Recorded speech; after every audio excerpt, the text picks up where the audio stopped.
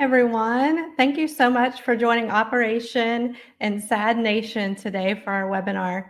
We're excited to come to you right outside of Louisville, Kentucky, in Oldham County.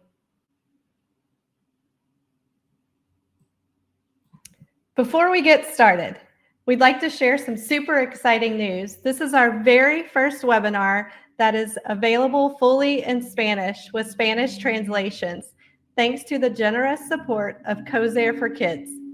We can now make these resources available for even more families. Here's how it works. The slides you see are now available in the pop-up window, and live captions are offered in both English and Spanish during the session. After the webinar, a recording with Spanish translations will be sent in a follow-up email within 8 hours of this webinar, and will also be posted in the webinar library on our website tomorrow. If you have someone in mind that you would like for us to get this Spanish offering out to, please feel free to put the organization's name or one of your personal connections that would like the Spanish resources in the private chat. We are thrilled to make this webinar available for more people.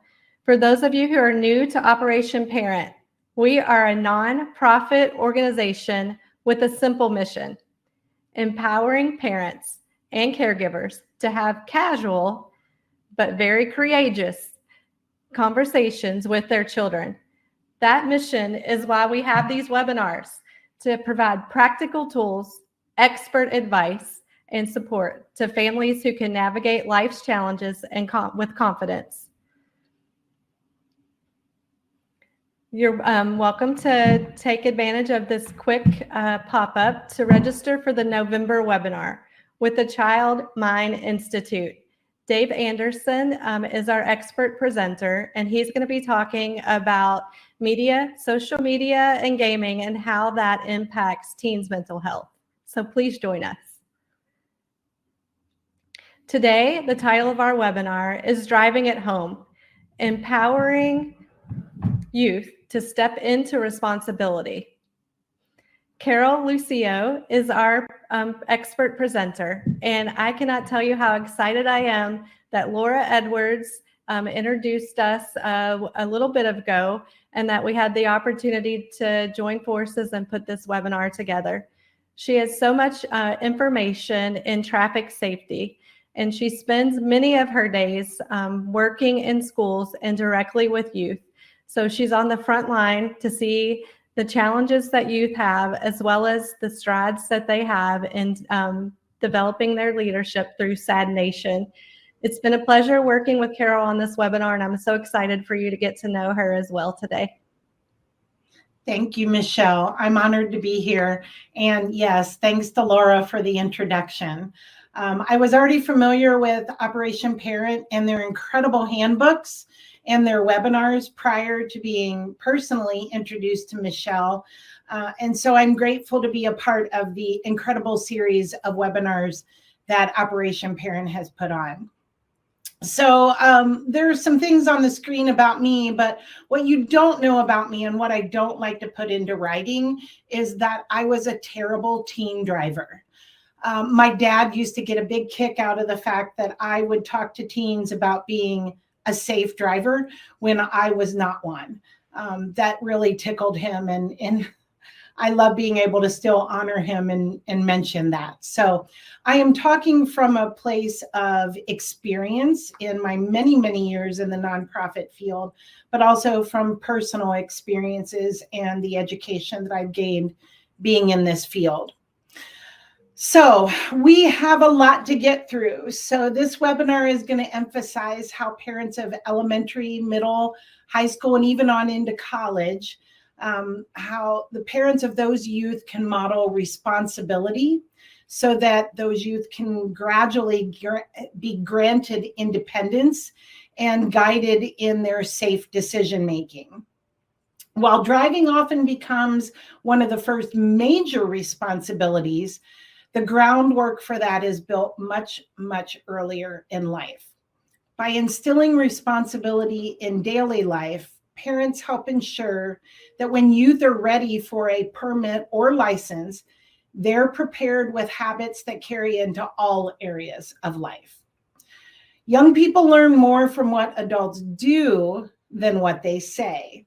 And we're going to highlight how parents and mentors model responsibility, from buckling up and putting your phones down to managing emotions and making thoughtful choices about substances, technology, and relationships. Driving offers a powerful example of how independence can be earned.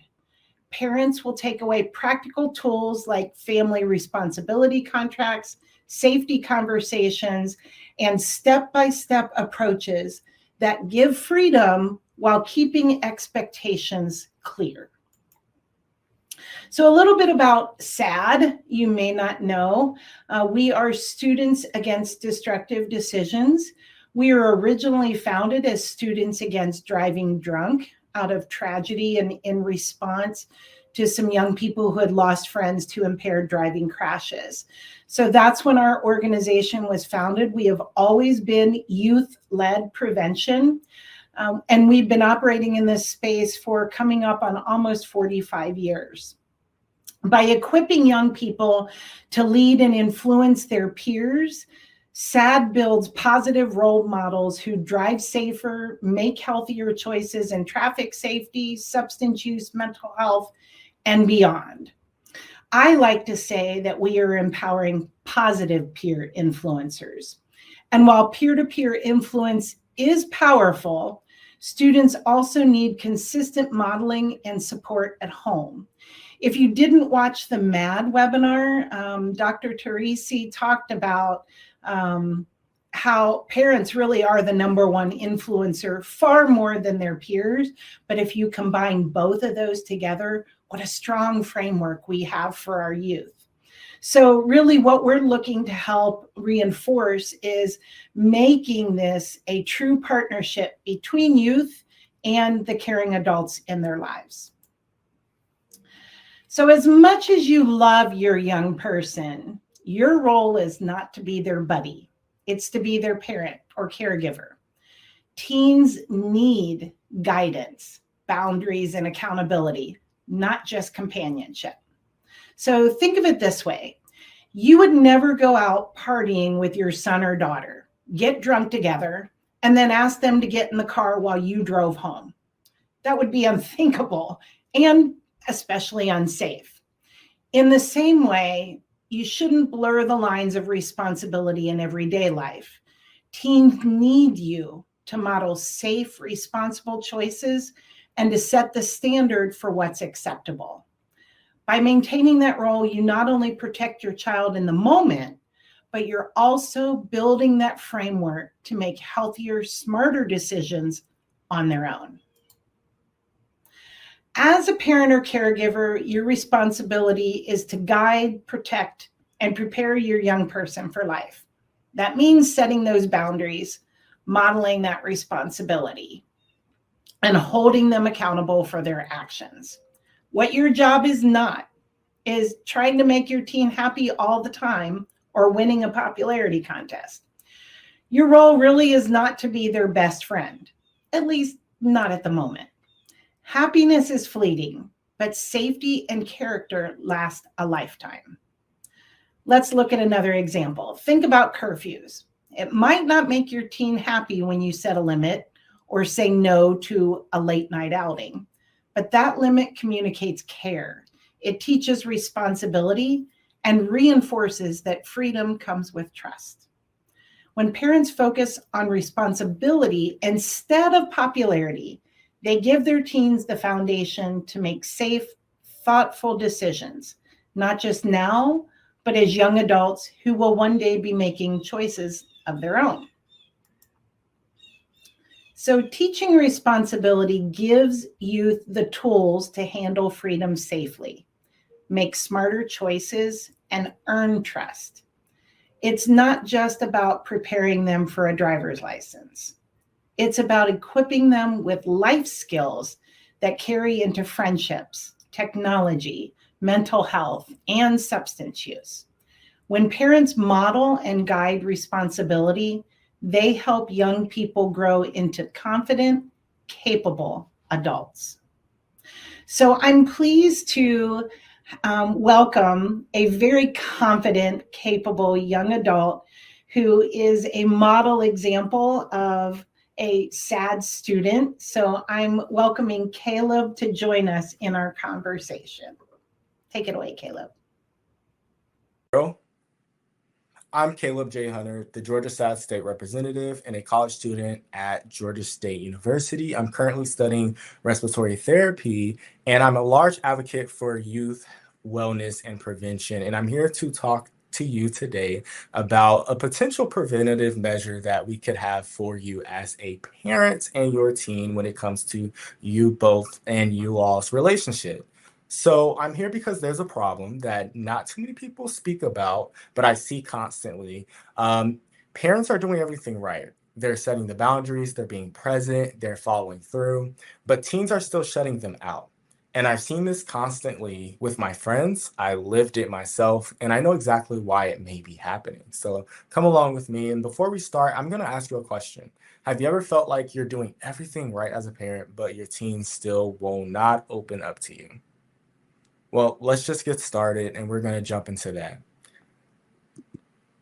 Alrighty. So the slide is basically saying you are either the superhero or the villain in your teen story. Now, not literally as like you see in Marvel and DC, but in terms of impact, you have that level of influence, right? So here's what most parents miss. You don't get to choose that role based on your intentions. You get casted into that role based on more of your actions. Um, we all know that trust is a two-way street, and that's absolutely true. Modeling does matter more than words, and I see that every day. And independence will protect against risky choices in life, and I agree with that as well. But here's the thing: all of this will fail if you get the sequence wrong. Most parents may jump straight to support mode without understanding first. And both of that matters a lot. But the order will determine whether your effort builds trust or destroys it. So here's my point. You have superhero level influence, but the question is whether you understand first or support first. And that order will determine everything. When was the last time your teen came to you with a problem and you immediately jumped to giving advice?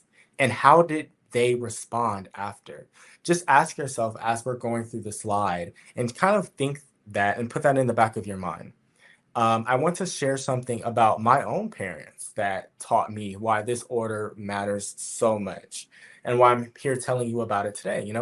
When I was first diagnosed with autoimmune hypothyroidism, I was struggling really, really bad. And it was academically, physically, emotionally.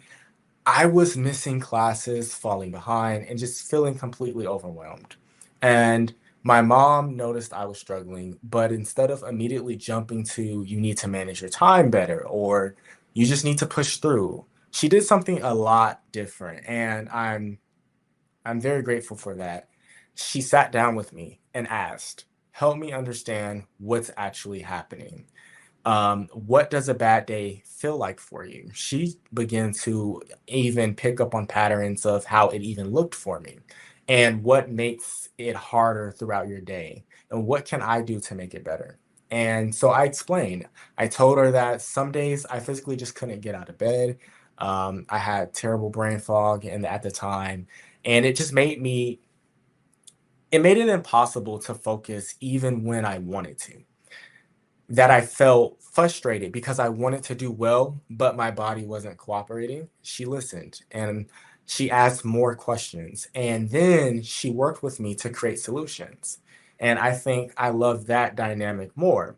She helped me adjust my schedule. She helped me communicate with my teachers. She found ways to manage my symptoms. And because she understood first, when she offered support, I actually accepted that support.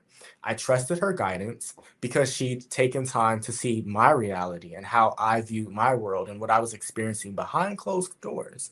And but early on, when I first started experiencing the symptoms, there were other people and other well-meaning adults in my life who handled it a lot more differently.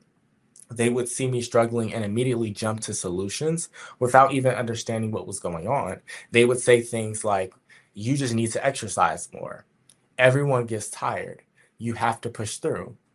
Other people manage their health and still get good grades. Why can't you? Now, that's very helpful. That's very hurtful and very demeaning. And these responses, even though they came from people who cared about me, they wanted the best for me, regardless, the intention was already thrown out the window because the actions did not carry those intentions. So that made me shut down. I stopped sharing was really happening, especially in the beginning, because it felt like they were not listening and they were trying to support me, but they skipped the understanding part, which is the key part in supporting someone.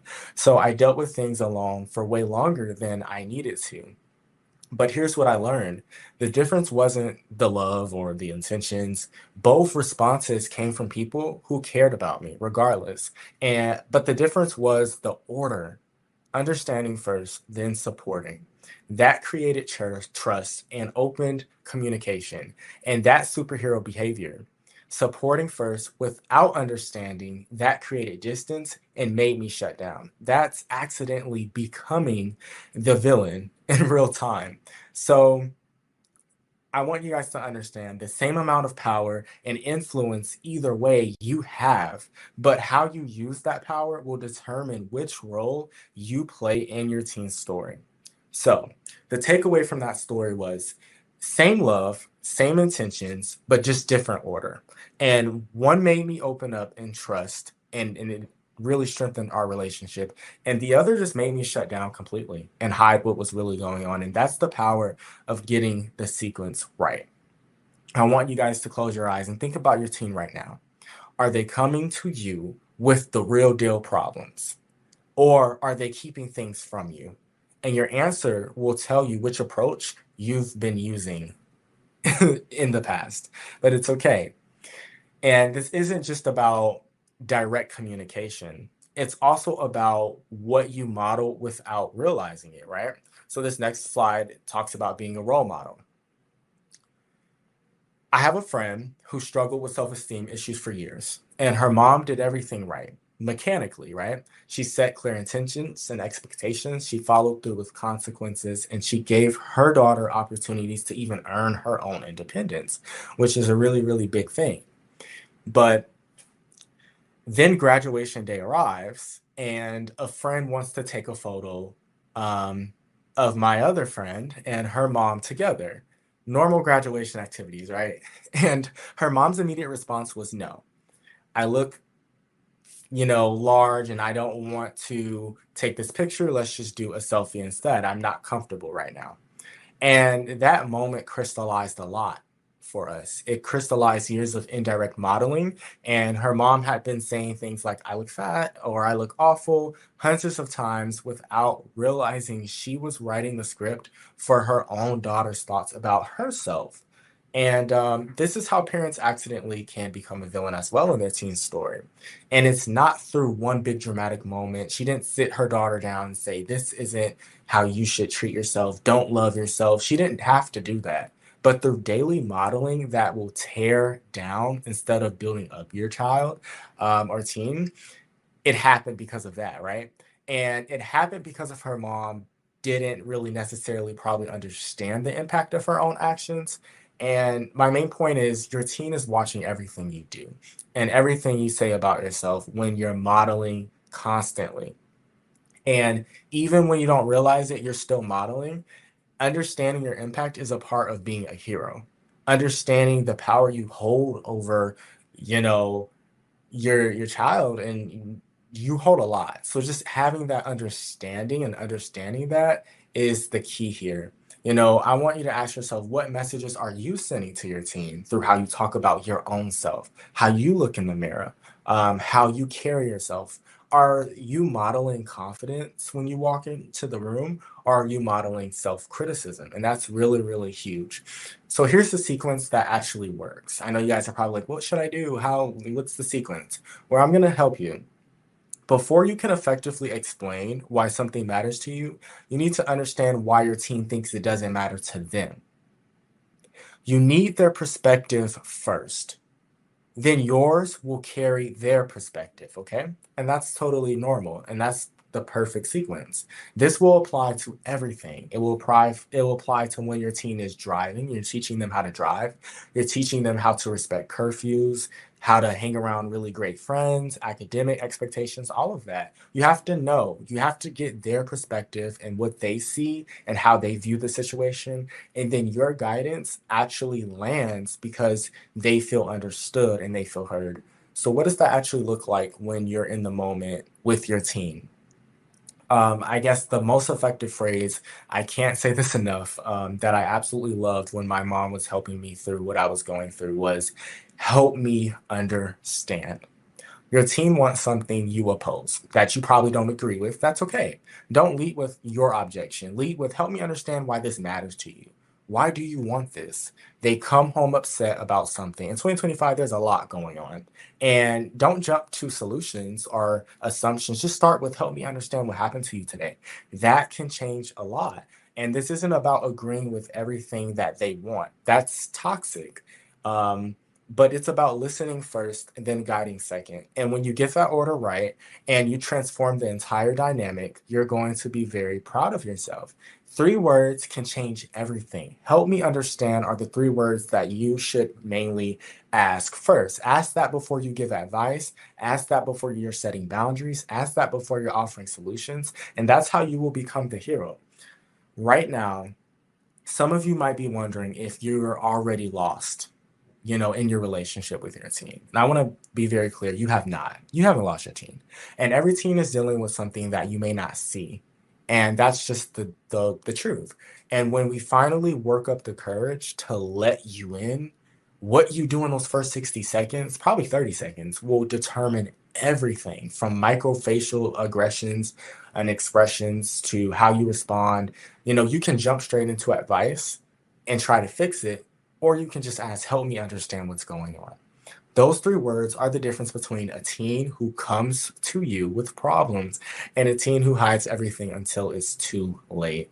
I want you to understand that it is cool to promote healthy habits within your relationship. You already have that superhero power in your teen's life. The question isn't whether you have that power. The question is, will you understand first or support first? I really do encourage you all to get that order right and everything else will follow.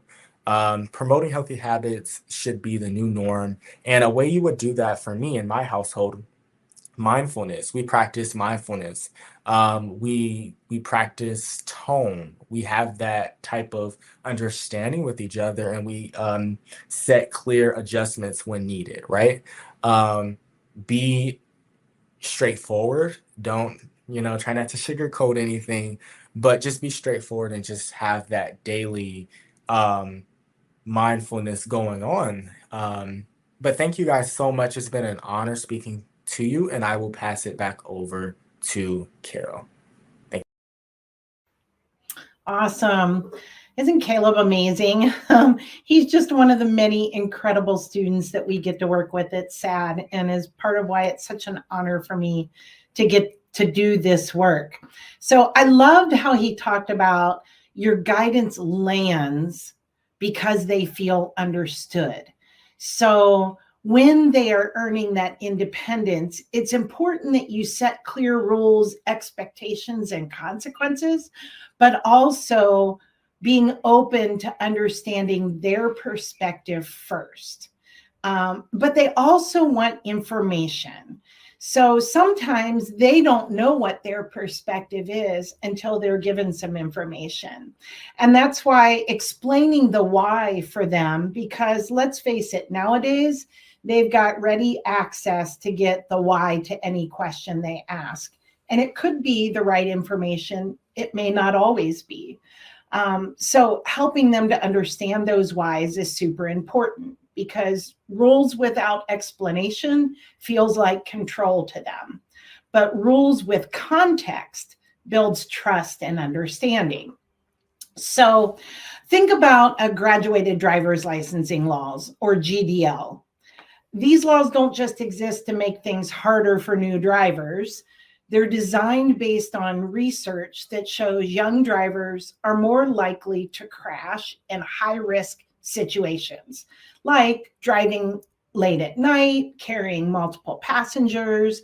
In fact, the number one distraction for teen drivers is not the cell phone. It's a very close number two. The number one distraction is other teens. So by gradually giving them more freedom with clear limits in place and understanding why limits like GDL laws are in place, it can help us to reduce crashes and save lives. But you can also apply that same principle at home, whether it's about driving or technology use or curfews. Setting boundaries with clear expectation helps young people understand that the rules aren't about control. They're about protection, safety, and building the responsibility needed for greater independence. So one of the areas that I work most in is in the state of Kentucky. That's why we have the Kentucky example here of the graduated driver's licensing laws. But these are in place all across the country.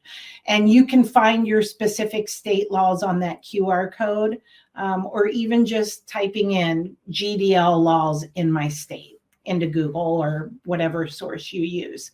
They're really designed to keep new drivers safe by gradually introducing responsibility behind the wheel. So for example, here in Kentucky, teens must hold a permit for 180 days, log 60 supervised hours, and follow restrictions on late night driving and passengers before they can earn an intermediate license. Most states have similar laws, all with the same goal of reducing risk while young drivers build experience.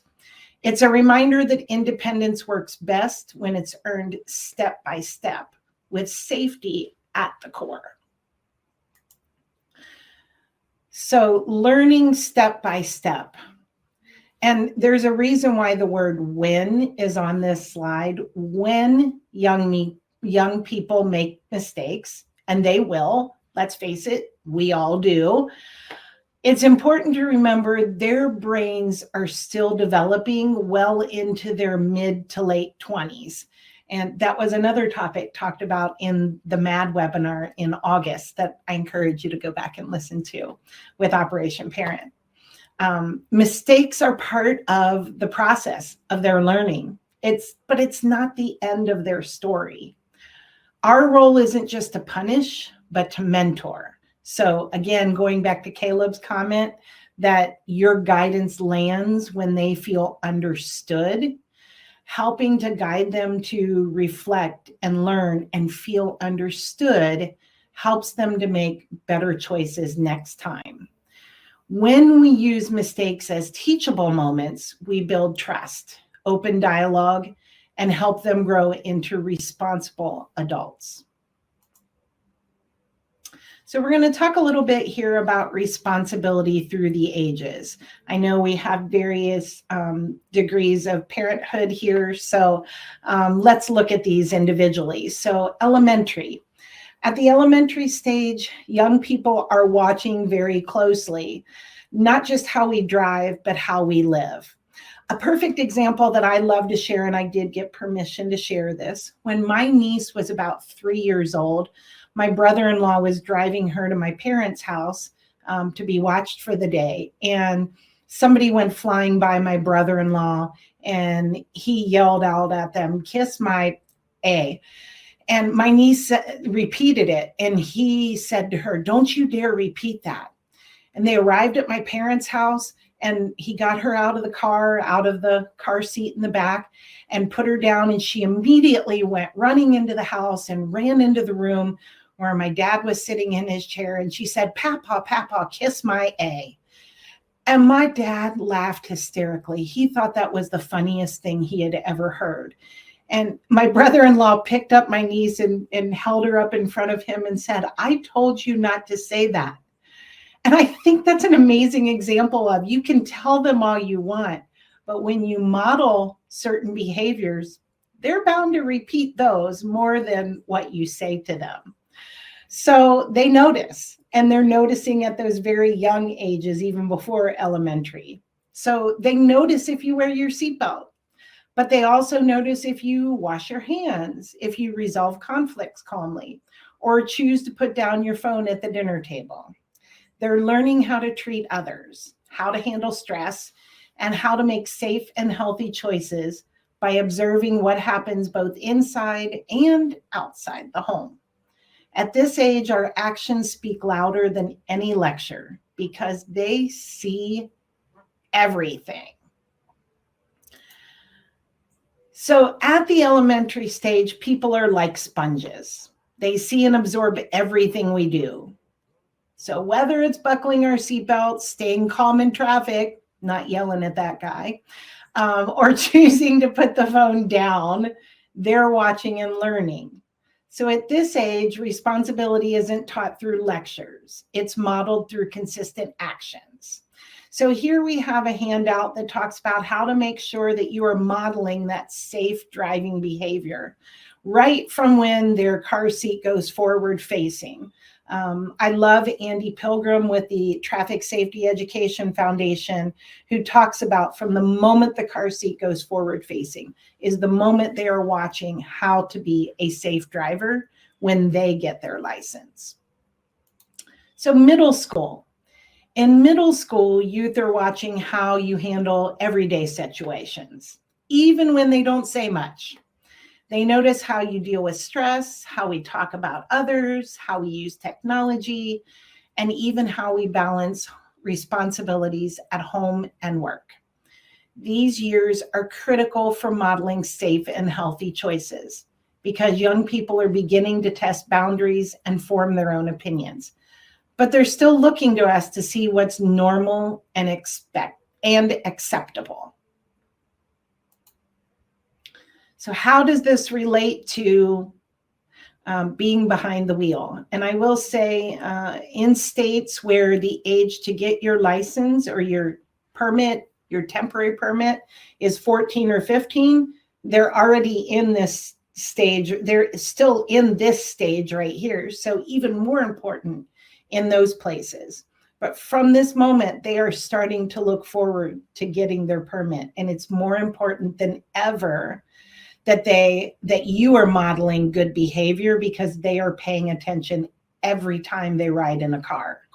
So they notice if you buckle up, if you grab for the phone at a red light, or if you lose your cool in traffic. And let's face it, there are plenty of crazy people out there that can cause us to lose our cool pretty easily. They're learning the rules of the road, not from the manual yet, but by watching us, by modeling calm, focused, and consistent driving behavior now, we're laying the groundwork for when they reach the age to earn their permit, which might be in this stage. So having ongoing conversations about responsibility is important, starting now, and using real life examples, pointing out when other people are texting or distracted by other things, and include them in the rules. Start previewing what the expectations are going to be when they reach that major milestone that they're about to get to in just a couple of years. So high school. We all know that high school is when young people are testing limits. They're gaining independence and they're making more decisions on their own. They're listening to what we say, but even more, they're watching what we do. If we talk about respect, balance, or responsibility, but then act in ways that contradict that message, they notice immediately. And our words now become pointless. Practicing what we preach, whether it's about honesty, healthy relationships, or substance use, builds credibility. It shows teens that we mean what we say, and it gives them a real life model for how to handle the challenges they face.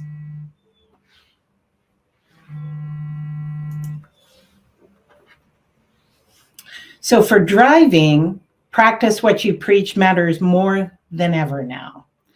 Teens are about to become or already are drivers themselves.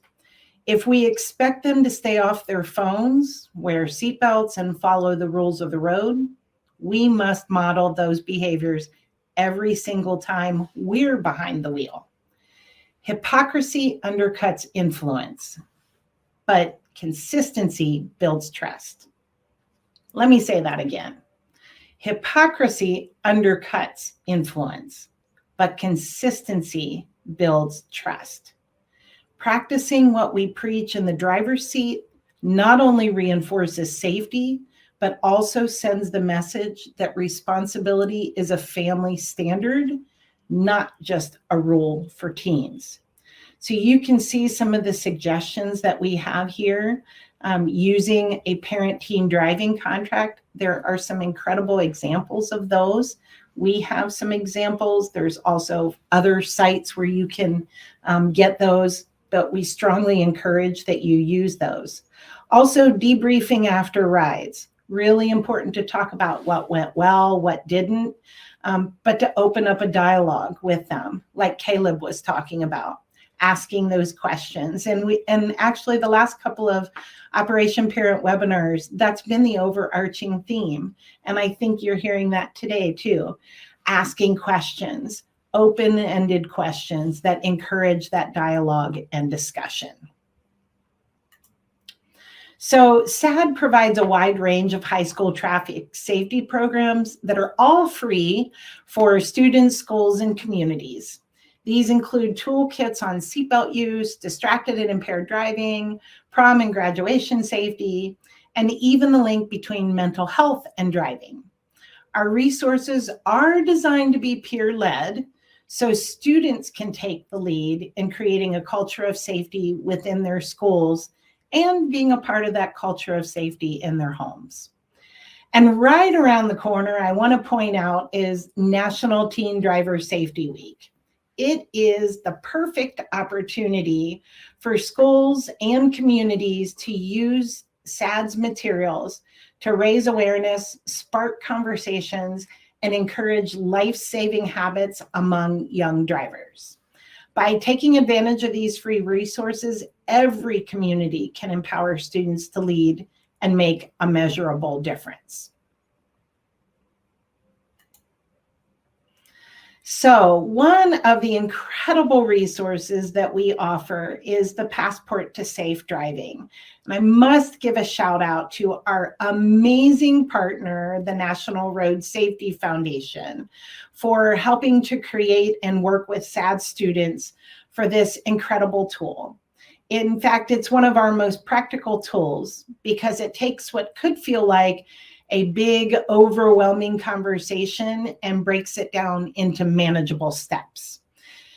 It serves almost like a checklist or guide that helps parents and teens talk through the most important rules and expectations before young people ever get behind the wheel. It's a way to make sure nothing gets missed, from seatbelt use and distractions to nighttime driving and passenger limits. Alongside of that, the teen tips and adult talking points create space for open dialogue. Teens get direct, peer-centered tips they can relate to, while parents and caregivers are given the language and strategies to frame those same issues from an adult perspective. Together, these resources encourage two-way conversations instead of one-sided lectures. Are you hearing our theme? And I know that that resource was in the handouts that were sent to you that are available from this webinar, so I encourage you to utilize those. I have a lot of conversations with young people, and they open up to me and talk about how nervous they are about being a driver. Trust me, they understand the severity of what it is to be behind the wheel, and a lot of them are scared to death. This can be a great tool for you to start talking with them, even at that middle school level, about various topics like speed limits and roundabouts and other passengers. All of those are here in that passport to safe driving and can help encourage that conversation and address what are the issues that are holding them back from being able to gain one of the most incredible ways for them to be able to be independent and responsible and getting their driver's license. So by using these tools together, families can build shared experiences, set boundaries, and revisit them as teens gain more independence. In fact, I would even suggest that when you notice something your new driver is doing, you can pull out that card and talk about that specific thing, because it's not just about preparing for safe driving. It's also about building trust and responsibility in a way that's beneficial for both the teen and the parent. So moving on to college or those young adults, the role of you as a parent or caregiver shifts, but it doesn't end. At this stage, independence is in full swing, and while you're no longer setting curfews or checking backpacks, staying connected is still vital. Young adults need to know that you're a steady source of guidance and support, even when they're making their own decisions about relationships, stress, technology, or substance use. Regular check-ins and open conversations can reinforce the values you've modeled all along while respecting their growing independence. Don't just check out. They need you still. So safe driving continues to be a key issue in these years. In fact, when we look at statistics, as they gain additional abilities to, say, legally consume substances like alcohol, we're finding that there are more impaired driving crashes. So it's super important that you are helping to guide them, because college students often face new pressures like late night driving, longer trips, and exposure to more high-risk situations involving alcohol, drugs, or even drowsy driving. While you can't ride in the passenger seat, you can encourage responsibility by reminding them of the basics. Always buckle up, plan safe rides, avoid distractions, and never drive impaired. Even from a distance, your voice and your example carry weight. Staying connected helps keep safety a priority no matter where life takes them. So, as a reminder, don't check out, and have those open conversations with your young person. So SAT has also recognized that there's a need not just for young people, but for all people to look at emotions and how it can relate to safe driving. So we have developed grounding techniques for safe driving. It's to help drivers stay calm and focused behind the wheel, because let's face it, that's one place we can all go a little crazy. So these simple practices are designed to reduce distractions, manage your anxiety, and improve reaction time. Whether it's deep breathing, focusing on a visual anchor, or doing a quick body reset before driving, these techniques give drivers tools to refocus their attention. So simple things like touch and feel the keys, the seat, the steering wheel. You can do a simple breathing exercise. Breathe in and out to help focus. The outcome then is clear: less stress, sharper focus, and safer driving. By using grounding strategies, young drivers can better handle pressure. Well, let's say all drivers can better handle pressure, stay in control, and enhance overall safety on the road. So parents, what can you do? Let's get to it.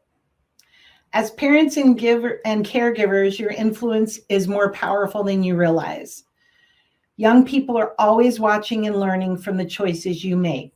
So what can you do? First, model responsibility every day. Whether it's how you drive, how you handle stress, or how you manage technology, your actions become their blueprint. Second, set clear rules, expectations, and consequences, and explain the why behind them. This builds trust and helps youth understand that boundaries exist to keep them safe, not to limit them. Third, stay engaged in open conversations. Use tools like SAD's Passport to Safe Driving, Teen Tips, and Adult Talking Points to guide these discussions. And in the Operation Parent Handbook, they have incredible questions as well that you can use at the dinner table or in other casual conversations with your young people. I encourage you to use those as well. Remember that prevention works best when it's a two-way dialogue. And as Caleb said, seeking to understand before providing the guidance. It's not a one-sided lecture. Finally, you can use the available resources like SAD's free toolkits, our campaigns and programs designed for parents, schools, and communities. And with National Teen Driver Safety Week approaching, it's the perfect time to start using these resources to spark meaningful conversations. When parents are consistent role models, set expectations, and stay connected, they give their young people the support they need to make smarter, safer decisions. So what can schools do? Let's look at that. Because schools play a critical role in shaping safe and healthy choices as well. Not just in the classroom, but in the culture they create. So what can schools do? First, we would encourage you to integrate responsibility into the curriculum and school culture. This can happen through health, wellness, advisory periods, as well as through school-wide campaigns and assemblies that reinforce safe behaviors. Second, support student leadership. When schools give youth groups like SAD chapters the tools and encouragement to lead campaigns, host events, and speak to their peers, the impact is much stronger. Students listen to each other, and schools can provide the platform for those voices to be heard. Third, set and enforce safe mobility expectations on campus. That includes speed limits in school zones, seatbelt use in parking lots, and discouraging distracted driving on school grounds. When adults and students model the same standards, it reinforces the message that safety is everyone's responsibility.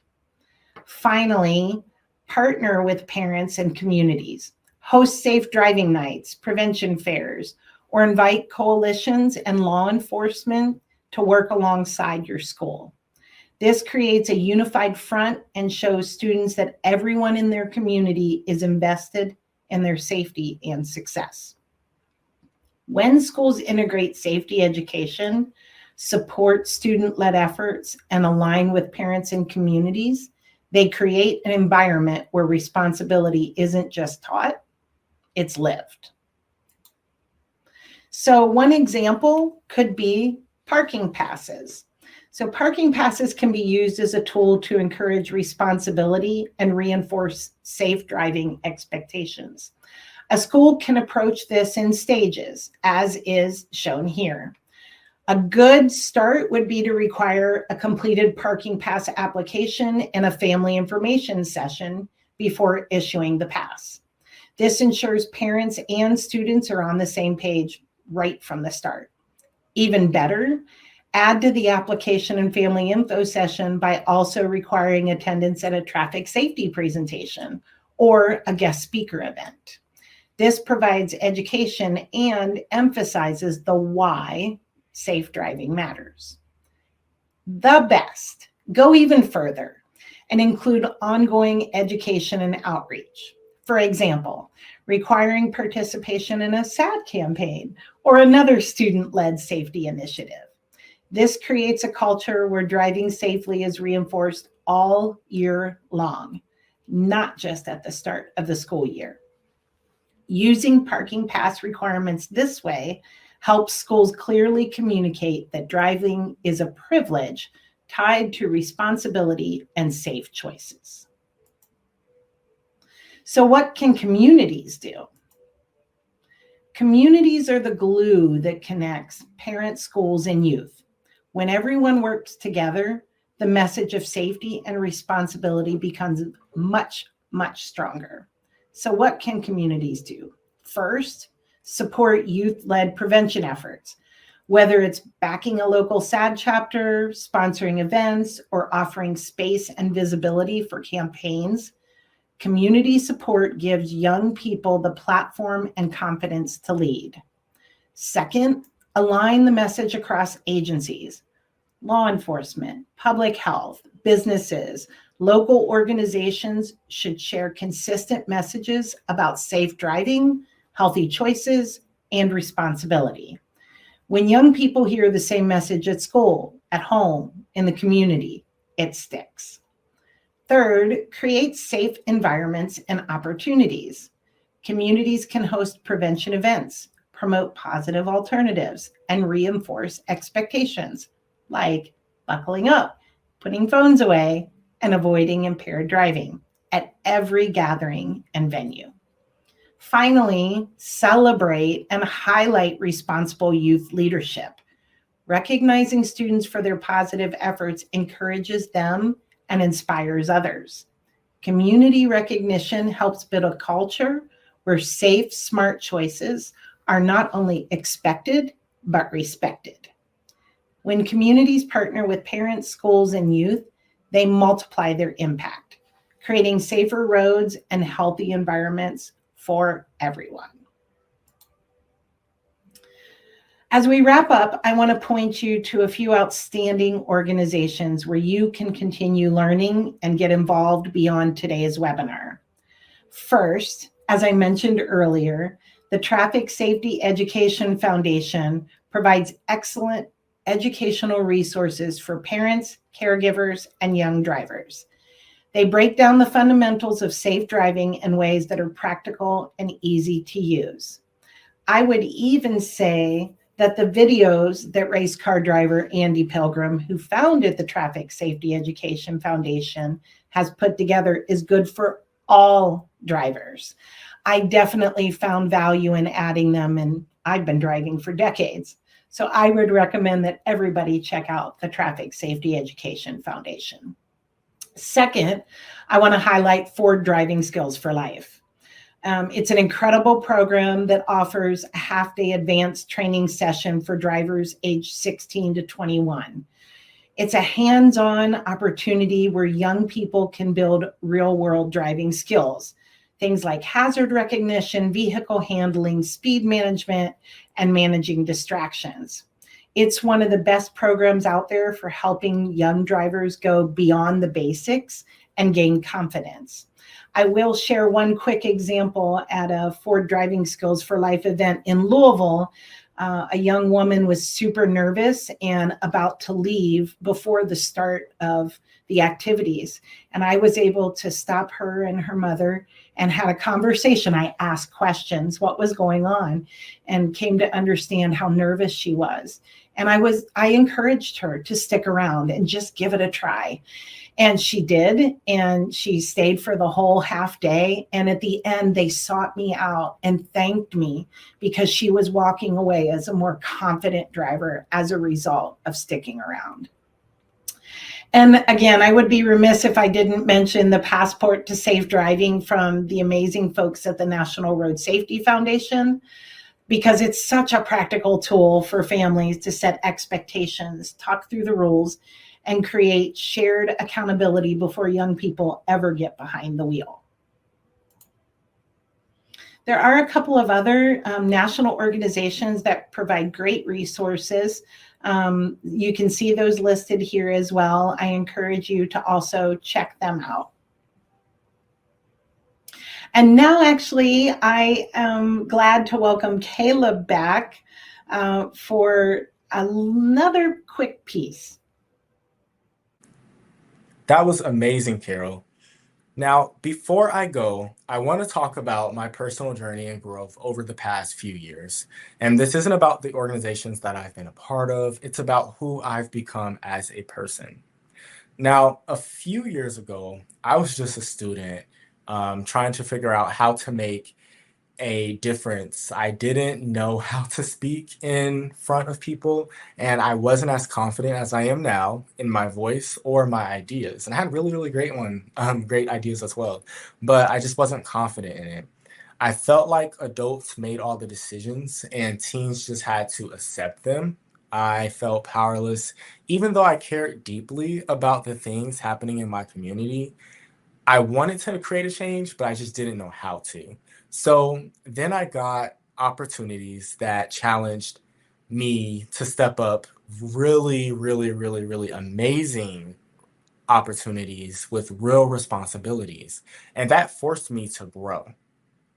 And I just want to speak to every parent here tonight. Responsibilities will always force your child to grow and shape and mold into the beautiful lily that they're supposed to be. So I had to learn how to plan events. I had to learn how to publicly speak. I had to learn how to work with adults and still feel equal, right? And I made mistakes. That's the truth. And I still do. And a lot of them, but I've learned from them every time and I grow through them every time. And that's the key, getting back up after you fall down. I connected with other young people across the country who cared about the same things I did. And that community showed me that I wasn't alone in wanting to make a difference. Slowly, I went from being nervous to speak and then being able to present to hundreds of people. I learned how to turn passion into actual action and not just talk. I discovered that I could create real change and not just wish for it. I built confidence that affects every area in my life, including helping me make healthy choices, even when it was hard. And here's the thing, this growth happened because adults understood me first and then supported me. They didn't just tell me what to do, they asked what I needed. They gave me real responsibility because they took time to understand what I was capable of. And that's exactly what I'm asking parents to do with their teens today. When you understand first, you unlock something powerful in your teen. That's what happened to me. And I'm grateful to Operation Parent for this platform to share my perspective. I'm grateful to SAD for creating spaces where teens can actually lead. And I'm really, really extremely grateful for every adult who believed in me enough to understand first. Every teen has the potential like I did, each and every one of you. And the key is they just need adults who will take time to see it. Once again, I'm Caleb J. Hunter, and I had an amazing time speaking here tonight. Thank you for everything, and I will see you soon. So we're so grateful that Caleb could join us, even though we had to record that last part. Unfortunately, he has an exam, well, starting now, 2:00. So we wanted to give him that safe space and show that we supported him. He mentioned the different opportunities with SAD. There are some really great opportunities. I encourage, if you are looking for your student or your school or even a community group to be involved with SAD, you'll have our contact information later and we can talk about those things with you individually. But there are great opportunities for contests and scholarships and leadership opportunities and, well, who knows, possibly a career with us. We do have a number of solutions on our website as well, and we're happy to offer those to you.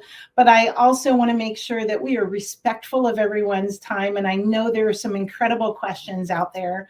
So I'm going to connect you to our contact information. You're welcome to reach out to me.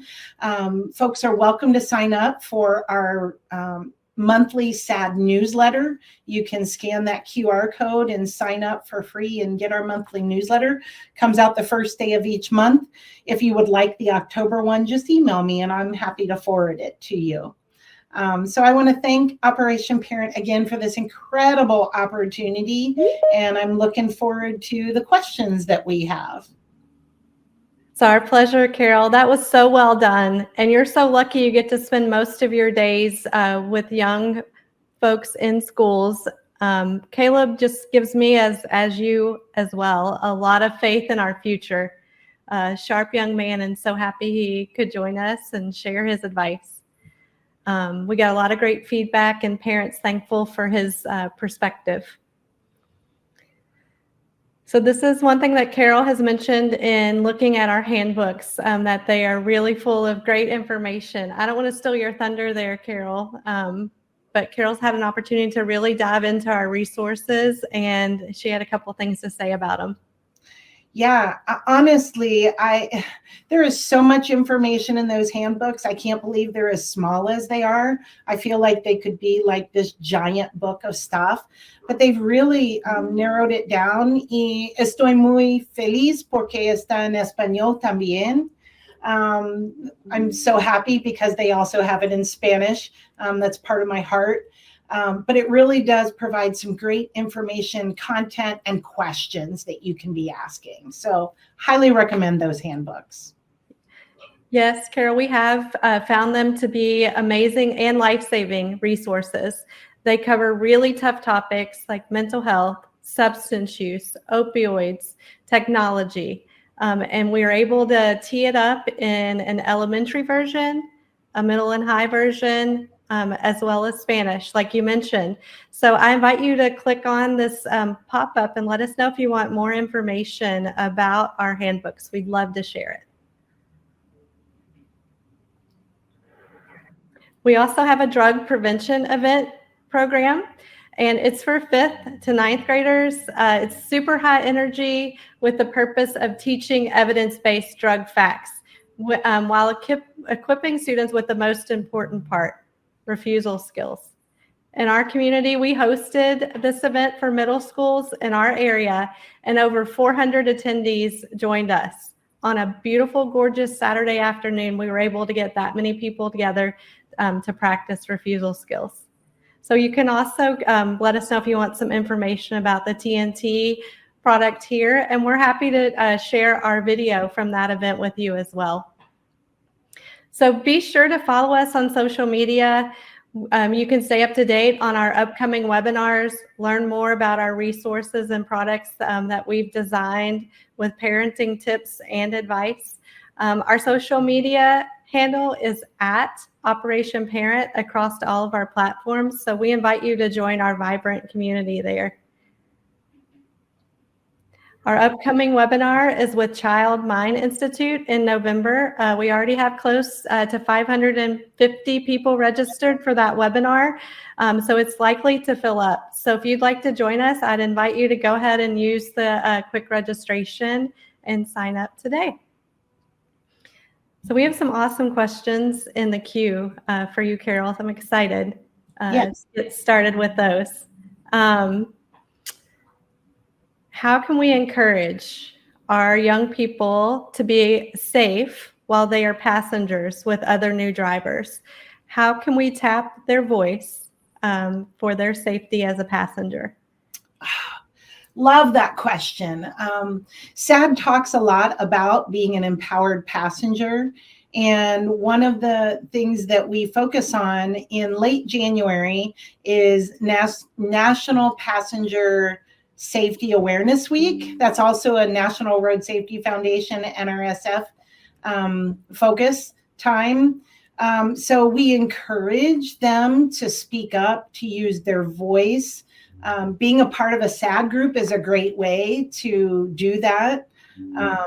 Having them know things like the reason why there's a limit to the number of passengers in a car with new teen drivers is because they're a distraction. So then talking to your teens about how can you be a good passenger? How can you not be the distraction? Make sure that you're not looking at photos on your phone while someone else is driving and reacting, because that causes them to want to look at them. Certainly don't be going live or doing any of those kinds of things, but also just speaking up if somebody's impaired, to take their keys, to not get in a car. Those kinds of things are super helpful, and connecting them with other like-minded students that are going to speak up is a great start. Yeah, and I can also say, as we were researching SAD Nation and learning more about what you all do across the country, there's a huge emphasis on mental health confidence building, leadership, you know, and all those things help you speak up in tricky situations, especially the ones that are really tricky with friends. And so I would encourage you to look at the resources and know that what Carol and the other state coordinators are doing in schools to help teens build their confidence is also a really great way to combat tricky situations in the car or related to substance use. SAD Nation also has incredible resources to talk with your teens about substance use in general, but also related to driving. And I will say as well, MAD also has some incredible educational materials. If you didn't check out that webinar in August, even though our names are similar, I like to say we are distant cousins. We have similar names and philosophies, but that's the extent to which we are related. But much respect for the work that they do and the resources they offer. Yeah, that's another great point, Carol. So I'm noticing this, and maybe a lot of other folks on the call are too, that teens are nervous and delaying the starting of their driving. So meaning they might not be super anxious to take the wheel when they're eligible. Yeah. So what are your tips for teens that are nervous or delaying starting their driver's training? Yeah, that's a great question. And I've noticed the same thing.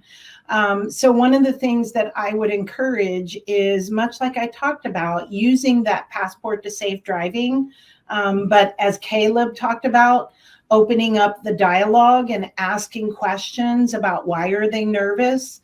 And if you identify that it's things like, well, all these other drivers out there are crazy, they're obviously seeing what's going on because that's a fact, then maybe starting to verbalize what you are doing while you're driving and how you're watching to the left, to the right.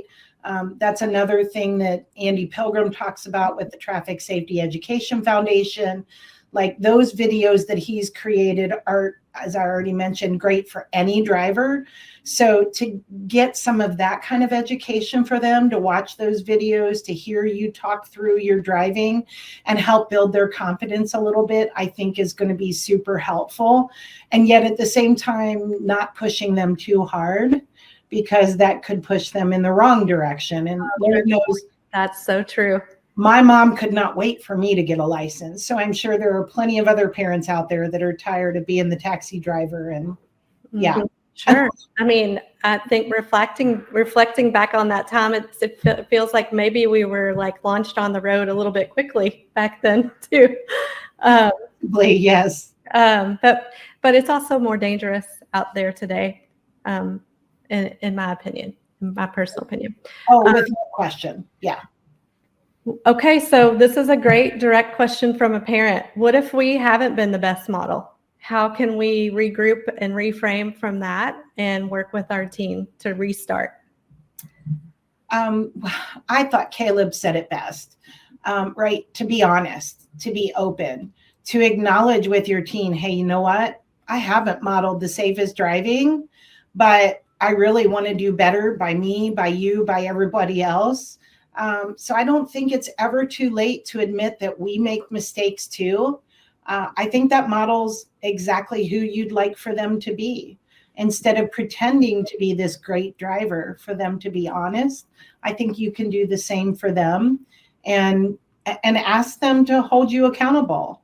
Ask them to be your co-pilot. So if your phone is dinging, maybe they check your messages, or maybe you just turn your phone off altogether, even better.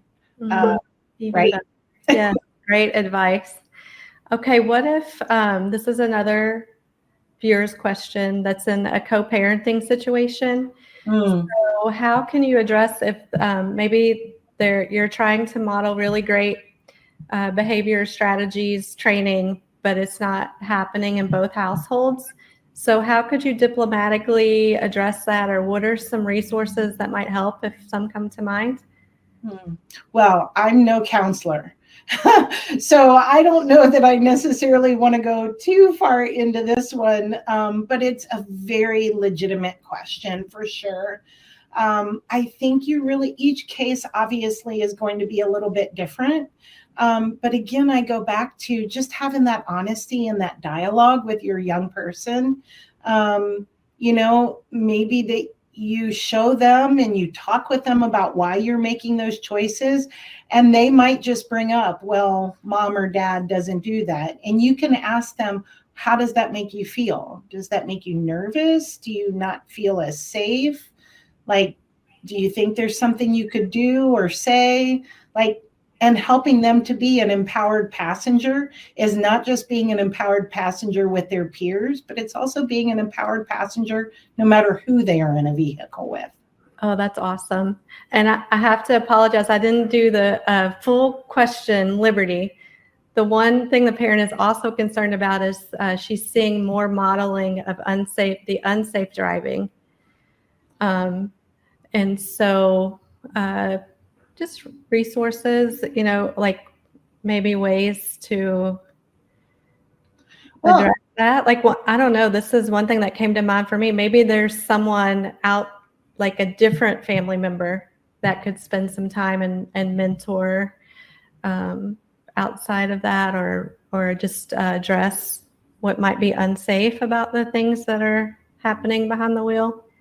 Yeah, and obviously every situation is different. There are some examples out there that I've seen done that shows young people how to be that empowered passenger to speak up. So for example, using I statements and saying, Dad, I feel unsafe when I see you talking on the phone while driving, or texting on your phone while driving.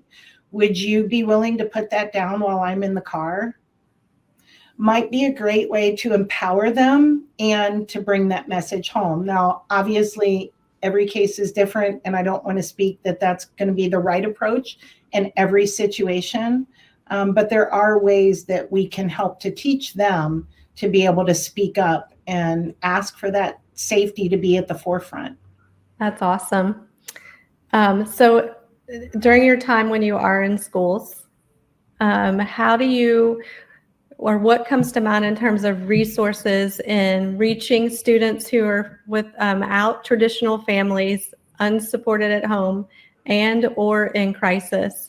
So maybe what are some of the resources that SAD Nation has, or other resources that you see counselors plugging students into at school that help? Well, certainly being a part of a group like a SAD chapter can help them get access to some of these things. Not that we're not the be all end all. I believe we are a powerful piece to the puzzle, a piece of it. But being able, that's where, what can communities do? There might be things that foster care agencies could do to provide greater education for their foster kids to learn about that education piece. Personally, I think we should have education back in the schools for young people to learn how to be better drivers. I think that should be back there, but I'm not going to get on that soapbox here today. We don't have time for that. But certainly the schools can step in with greater education. Community organizations can also do the same. And then, the information shows that if young people have at least one caring adult in their life, and maybe you're that caring neighbor or aunt or uncle, that you could step up and help get them connected to things like SAD or the Traffic Safety Education Foundation or the free Ford Driving Skills for Life, or whatever those things might be, that you can help point them in that direction. Oh, that's awesome. Okay, so here is one of our last questions. Do you think at age 20 we should be monitoring, or are they old enough to essentially take the wheel on their own? That's a great question. So I will answer it with this. Statistics show that it takes the average person about 5 years to be considered an experienced driver. So that means that they've experienced all different seasons. They've experienced a lot of different situations. So if your young person has been able to get some experience with good instruction behind the wheel since age 15, then age 20 is an okay time to kind of take a step back. But if they didn't get their license until age 18, they're only 2 years into their experience gaining time. And so therefore, you probably need to provide some greater monitoring or instruction. It also depends upon the emotional and mental maturity of your young person. It's really hard to say that there's a hard and fast answer to that. But I definitely feel that the more experience they can get behind the wheel, the better off that you're going to be able to kind of take the training wheels off, so to speak, and step back a little bit, but still provide some guidance on maybe the best way to be the safest driver possible. So good. And I think keeping the conversation open, like I can think of a particular example where there was a drowsy driving situation that a friend just shared with me, and she transferred back to a college closer to home because of dozing off at the wheel from being, far away from college. So it's just great to keep those conversations going and helping them think ahead about traveling. And, they're super responsible managing a lot of things, but you could give them or offer a tip that might be really helpful, while they're in college, or if they're working late hours or any of those things, to just keep talking about safety. Yeah, drowsy driving is particularly dangerous because unlike drunk driving, distracted driving, drug driving, all of which are illegal to drive and do, drowsy driving is perfectly legal. And we have plenty of sleep deprived people on our roadways. And the first time that a lot of young people really experience that drowsy driving situation typically is when they go off to college. So that's a particularly good time to be talking to them about that, making sure they're getting enough sleep, that if they feel like they're too drowsy, to find a place to pull off and take a nap, or, send you a message to say, I'm not fully focused. And so to stay in contact with them to make sure that they're safe, that's really important. It's awesome. It's so awesome. Such great information throughout the whole thing, Carol. Amanda, thank you so much for keeping our tech moving and flowing throughout the whole production. One thing I want to say is just parents, you know your teen, young adult, you know them the best. And so you know where to intervene and where to pull back. But hopefully Caleb's tips helped you keep in there with the conversation and go a little bit deeper. We hope that you will continue to plug into SAD Nation's resources as well as Operation Parents. We invite you to join us on our vibrant social media communities if you haven't already, to register for the next webinar and just stay on this journey for us. If you haven't had the opportunity to order a handbook yet, think about picking one up for yourself or a sample that you could share with your school or an organization that you're involved with. And it's not too early to start thinking about a holiday gift for someone in your family or in your friend network, your tribe, that could also be introduced to Operation Parent. We are asking a direct favor that you help us get the word out about the very exciting Spanish translation of these webinars and our Spanish handbooks. So if you have a connection that you would share with us or someone you'd like for us to let know about this opportunity, we would sure appreciate that, because we have worked hard to make it a possibility, and we want to make sure that we can share it with anyone who might resonate with it. So the big thing is, parents, we just want to let you know you got this. You're amazing. You've spent your afternoon with us, and Operation Parent and SAD Nation have got you with resources and things to just keep the conversation open, like Caleb taught us. So thanks, everyone. Have a great day, and we'll see you in November. Thank you. Thanks, Carol. Gracias.